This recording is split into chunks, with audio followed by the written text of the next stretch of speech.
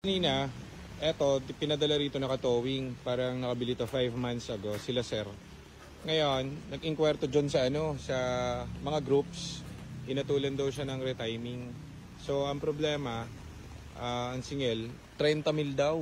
Mahal no? Grabe no? Parang nakaloko na yung pagano. Oo nga, 30 mil. Hindi pa chine-check daw, pero 30 mil na. So, ang problem nito guys is, buksan mo yung hood dyan.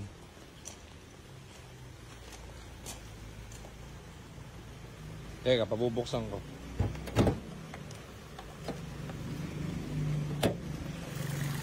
Makakamata dyan. Saan yung ilaw, Ebe? Andyan? So, yung sira nito, ito lang, oh. Maluwag. BBT niya. So. Ngayon, wala siyang check engine. So, yung 30 mil nakatipid si sir. Dito niya dinala sa GTA. Galing sa amin to actually. So, problema dito, 5 months siya nagamit, pero tawag dito, ngayon niya lang pina-change oil. Ang tibay ng unit natin, ano?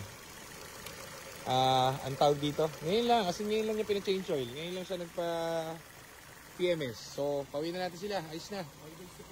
Oh, single dyan, parang 4-5 lang. Reprogram namin, then kinabit lang, libre yun.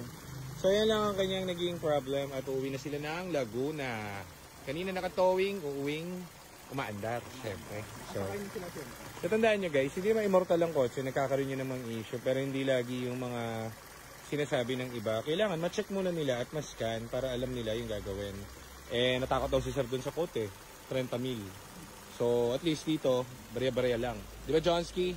All goods. Kung ano lang yung problema, yung gagawin natin. So, ingat kayo ma'am, thank you. Ayan sir, from Laguna pa oh. Sir shoutout sa'yo. Salamat po. Buti hindi mo napagawad sa 30 mil sir. Oo hindi ko na babanggitin. Sige sir, thank you sir. Salamat. Okay boss, ingat. Ayan, alis na sir. Thank you. We know. Bye-bye. Ayos ba, John? Ayos, all goods yung unit ni sir. Hindi sana loko sa 30K. Hindi naman. Tirada naman ng iba yan. Kaso lang, 30K kasi dali-dali naman ang problem. Tatali mo lang. Diba? So, unit naman natin yun. So, kita nyo yan. 5 months ago, wala pa rin sira. Gawa pa rin. Hindi pa rin papachange joy. Yun. Duming ano langis eh.